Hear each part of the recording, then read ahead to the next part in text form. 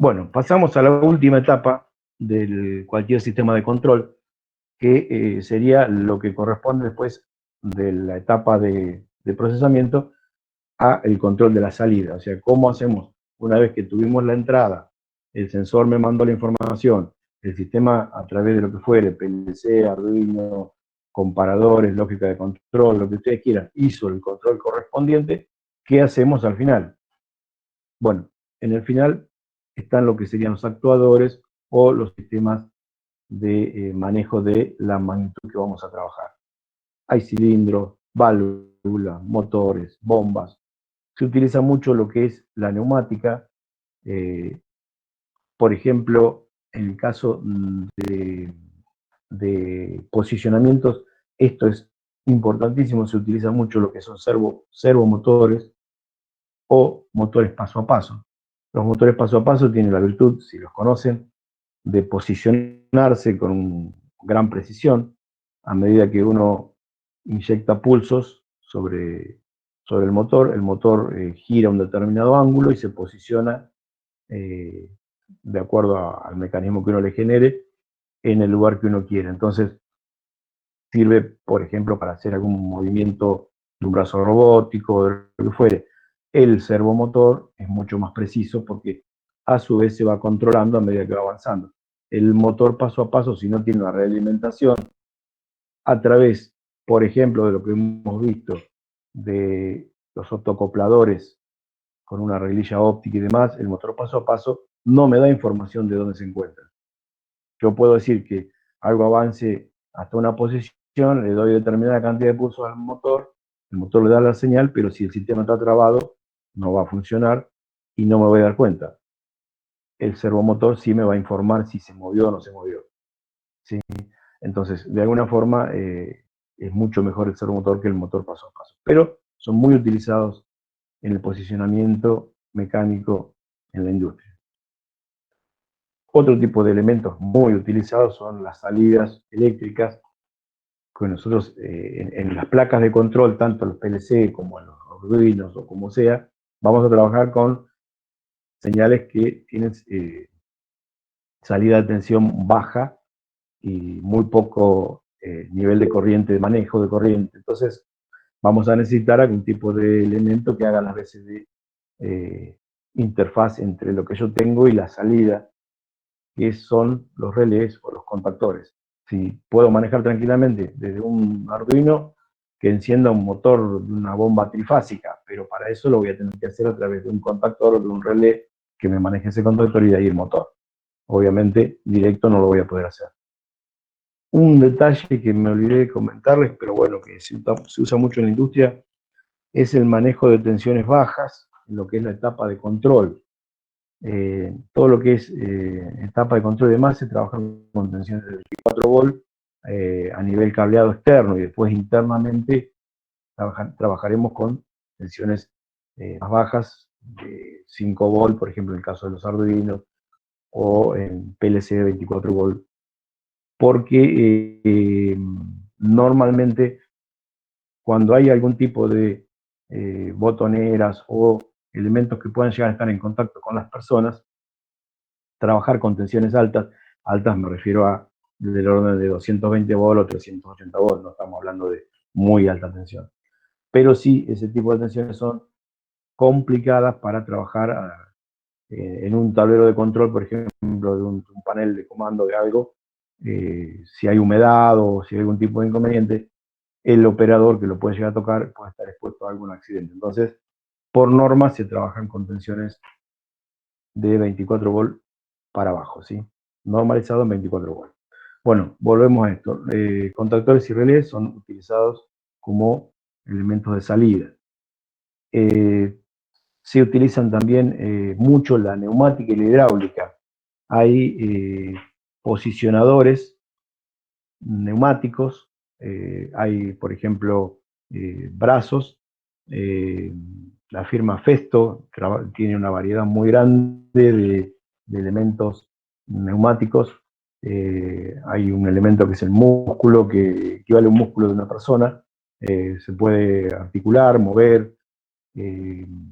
Hay válvulas de todo tipo, abiertas, cerradas.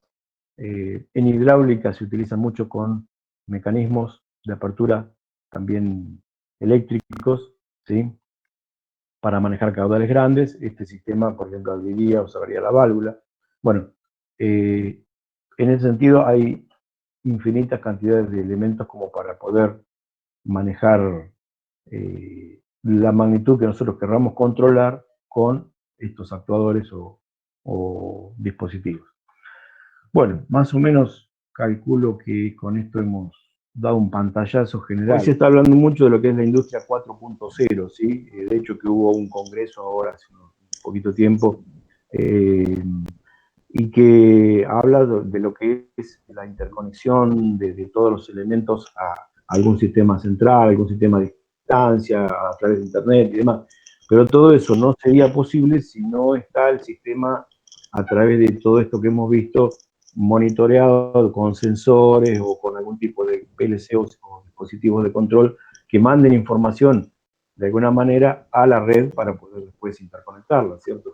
O sea, Internet de las Cosas se basa en esto. Esto en realidad, si ahora estamos en lo que es la industria 4.0, esto sería la industria 3.0, el anterior, en la automatización que se hizo previo a lo que es la industria 4.0.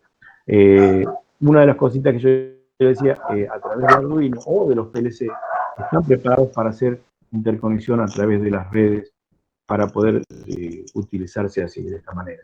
Así que bueno, esto es una puerta abierta para seguir avanzando en lo que viene.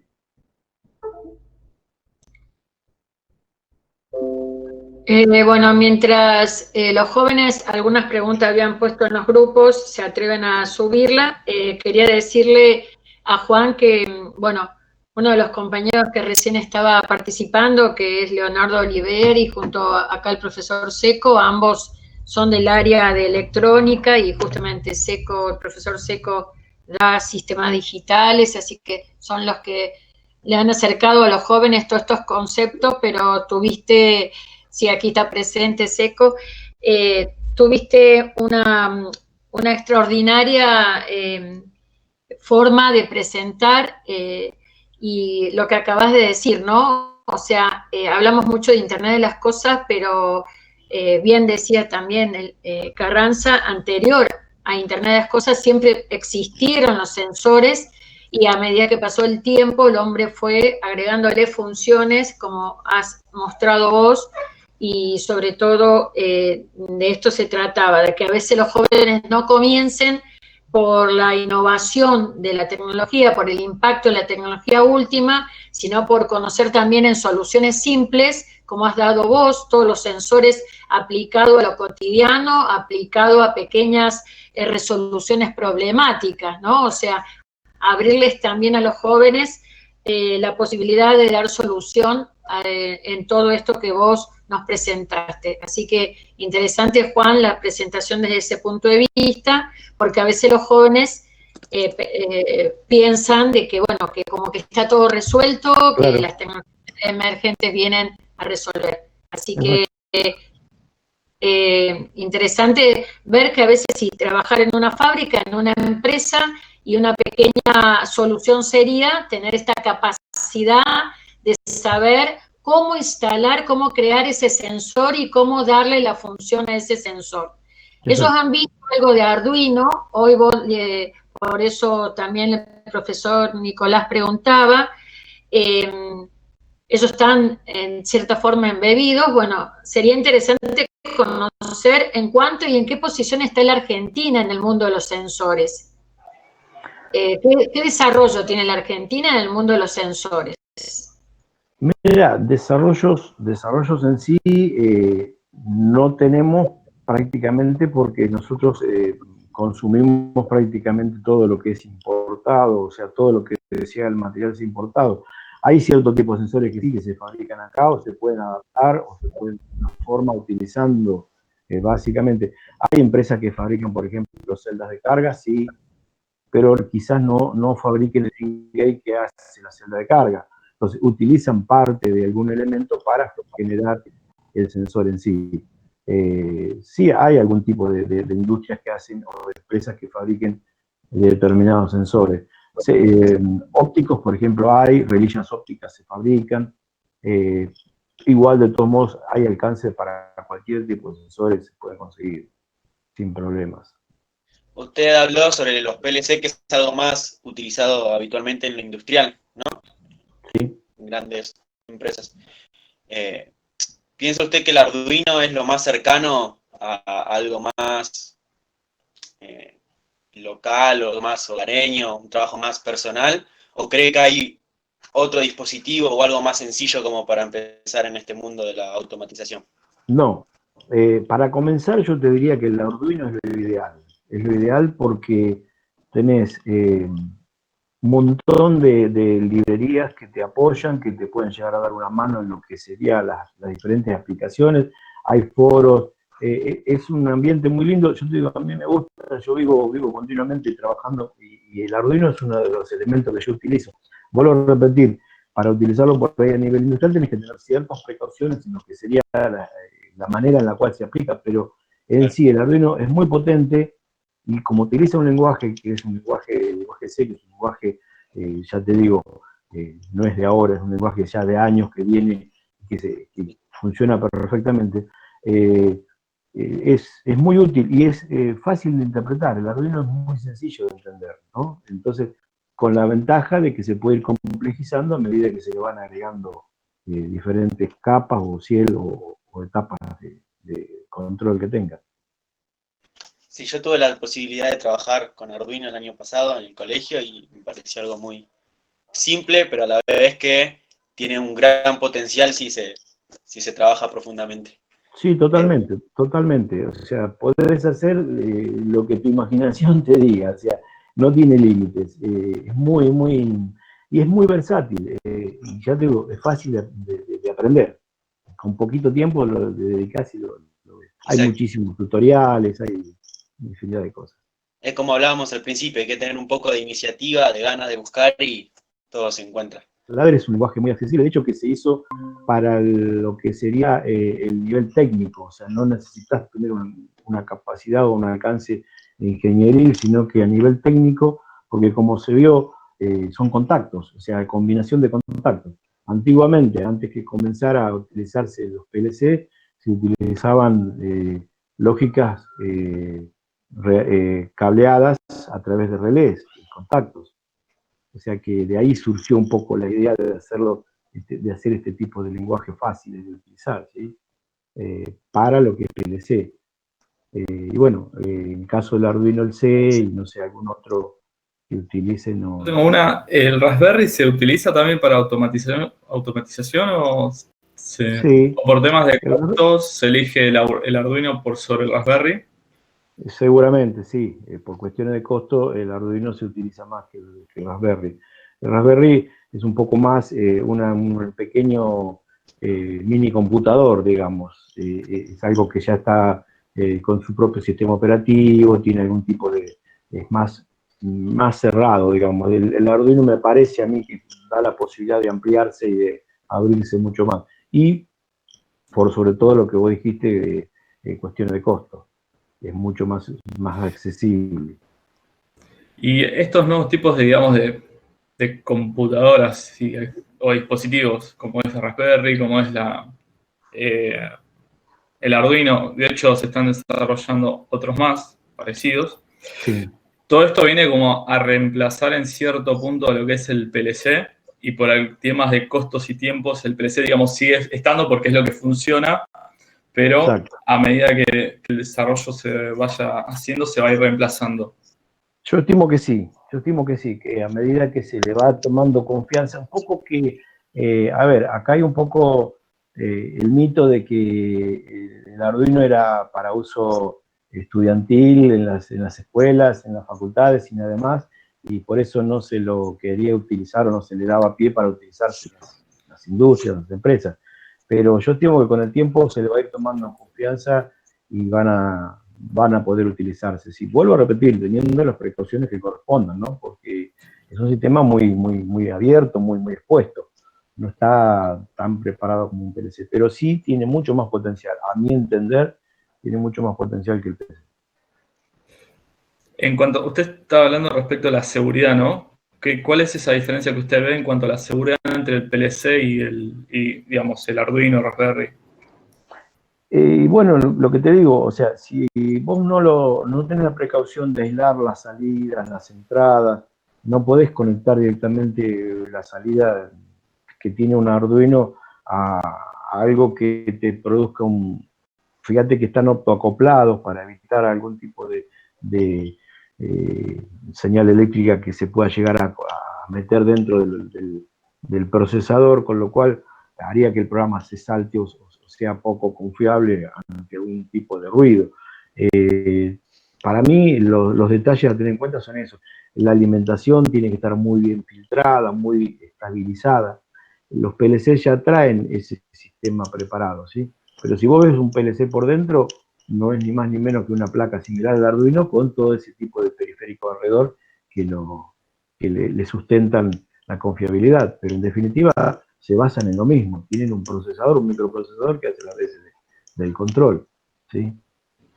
Con la ventaja, ya te vuelvo a repetir, que tanto este tipo de cosas como el Raspberry o el Arduino o cualquier otra marca de estas que vienen, son más económicos y te dan más posibilidades de creatividad y de armado de cosas que por ahí el PLC es más específico para un determinado trabajo. Toda la información que manejan los PLC y demás, generalmente se centralizan en una central. Esta es la que debería tener los sistemas de los escudos de seguridad y demás para evitar que sean intrusos que se metan desde la red o lo que fuere. Hay programas, obviamente, que vienen para poder hacer tipo de encriptamiento o control para poder entrar dentro de la red. En sí, la comunicación entre el PLC o el Arduino o lo que fuere y la central no tienen un protocolo de control digamos, evitar algún tipo de hackeo o lo que fuera. La comunicación es franca, es directa, prácticamente cable a cable, no hay forma de hacerlo. Sí lo podés hacer a través de los programas que pueden llegar a tener los sistemas centrales, ¿no? La computadora central que comande todo esto, que maneje todo esto. O sea que todo eso más bien se aísla, digamos, para que no sucedan estas cosas. Sin duda, sí, sí, sí. Yo solo quería preguntar si existe un interesante campo laboral para todos los técnicos especializados en estos temas, si hay una demanda sobre esta especialización. Mirá, yo creo que sí. En este momento no te podría decir porque es un momento coyuntural medio raro en el país. La industria en realidad no está en sus mejores momentos, pero que esto tiene un futuro tremendo, sí lo tiene. Porque obviamente nadie puede negar que todo lo que sea la automatización y como hemos dicho hoy, el Internet de las cosas y demás, es lo que se viene y no podemos ocultar, no podemos decir que esto no va a tener futuro. No te puedo decir que mañana ya, pero sí, si estamos preparados para hacerlo, es mejor hacerlo con anticipación y no que nos agarre cuando ya llegó. Futuro hay, seguro. Y todo depende de que querramos nosotros meternos en el tema, ¿no? Pero si no lo hacemos nosotros, vienen de otro lado a hacerlo. Esa es la cuestión. Me pregunta, ¿qué conocimientos mínimos debería tener un técnico como para incursionar en este campo laboral? O sea, supongamos que no venga de una escuela técnica y sí le interese todo esto, y bueno, entonces, ¿qué conocimiento? O sea, desarrollar, ya sabemos, el lenguaje C++ o C, bueno, ¿qué otros conocimientos básicos como para poder ingresar a este espacio, ¿no? Tan interesante y como acabas de decir, con un desarrollo todavía en vista. Sí, si es un alumno que en algún momento ha cursado en escuelas técnicas o algún tipo de cursos de electricidad o electrónica, obviamente los conocimientos lo tiene. Si no, básicamente tendrá que tener tipo de conocimientos de electricidad como para saber la conexión o la manera de conectar algo, ¿no es cierto? Son elementos que tienen generalmente indicados cómo conectarlos, pero tienen que tener conocimientos de manejo de tensiones, de corrientes, eso básico lo debe tener sí o sí. Y de ahí en más, si quiere incursionar un poco en lo que es la programación y lo que sigue, es muy sencillo. Lo que es la programación de PLC es sencilla. Vuelvo a repetir, es un lenguaje de contacto que prácticamente uno viéndolo se da cuenta. Sabe que si cierra un contacto y abre el otro, no va a pasar corriente. Si cierra uno y abre el otro y cierra los dos, va a pasar. Entonces, de alguna manera, eso es un poco intuitivo y está hecho para que sea fácil de entender. Pero tiene que tener conocimientos mínimos de electricidad, sí. Creo que cualquier alumno que ha pasado por una escuela técnica está totalmente preparado para esto. ¿Cuándo se relaciona la domótica con la automatización? Sí, la domótica es una manera de automatizar una casa, por ejemplo. O sea, todo lo que sería automatización del hogar, del lugar donde uno vive, o de una empresa, de una fábrica, lo que sea, porque a través de sensores y de algún sistema central se puede hacer el control de, por ejemplo, iluminación, calefacción, lo que fuere. O sea, de hecho que hay proyectos de domótica hechos y presentados y son fantásticos, parecen de otro planeta, ¿no? Pero uno puede llegar a manejar a distancia y no es tan difícil de hacerlo. Vuelvo a repetir, con estos tipos de cosas que hemos visto hoy, arduinos y sensores, tranquilamente uno puede manejar la iluminación de una casa, puede manejar esto que vimos hoy, era un control automático de luz tan simple como eso que vimos, lo podemos poner en el porche o en la entrada de nuestra casa y manejar la luz de afuera, sin ningún tipo de cosa, y ya eso es un principio de la domótica, ¿no? O sea, arrancar haciendo automatización de alguna... hay sistemas que permiten hacer controles, no sé, de la humedad del patio y encender automáticamente el riego, subir y bajar persianas de una casa, o sea, infinidades, pero está relacionado totalmente, la domótica y la automatización están relacionadas. Lo que pasa es que no es a nivel industrial, sino que es a nivel domiciliario, de una casa o de un edificio. Vos me decís, ¿qué querés controlar de tu casa? ¿Querés que las ventanas se abran solas a la mañana? Bueno, haces un sistema que tenga algún sensor de iluminación o lo que fuere y que maneje a través de un comparador, un motor que haga girar la persiana y que cuando llegó al final con un tope o fin de carrera la pare y ya se automatizó una ventana, se abrió sola una persiana. Claro. O mismamente la calefacción muchas veces está automatizada. Calefacción, totalmente. Obvio que tenés que tener preparado todo el sistema para que sea adaptado a ese tipo de automatización. ¿Sí? Si tenés una estufa a gas no la vas a poder encender sola, pero si tenés un sistema, qué sé yo, una calefacción central o aire acondicionado o lo que vos quieras, podés tranquilamente hacerlos manejar a distancia, incluso utilizando el Internet de las cosas, también puede utilizarlo porque, por ejemplo, Arduino tiene forma de interconectarte a través de un sistema de Wi-Fi y vos podés manejarlo desde un celular, hacer que te arranque o que pare tu aire acondicionado. Cuando vos llegás a tu casa ya esté fresquita o calefaccionada. ¿Sí? También una gran posibilidad poder manejarlo de forma remota, ¿no? Totalmente, sí, sí. Por eso esto no tiene un límite, esto depende de la imaginación de cada uno, ¿sí?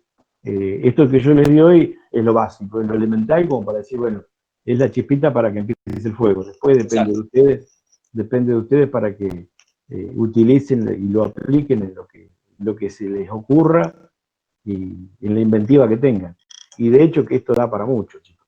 Así que a la pregunta que me hicieron hoy, si esto tenía futuro, yo creo que sí, totalmente. Apuesto y de hecho que me gusta esto, me encanta el tema.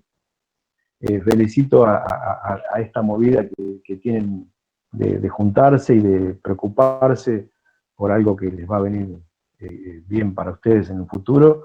Y bueno, a los organizadores y por supuesto a vos, Santi, te agradezco muchísimo la invitación.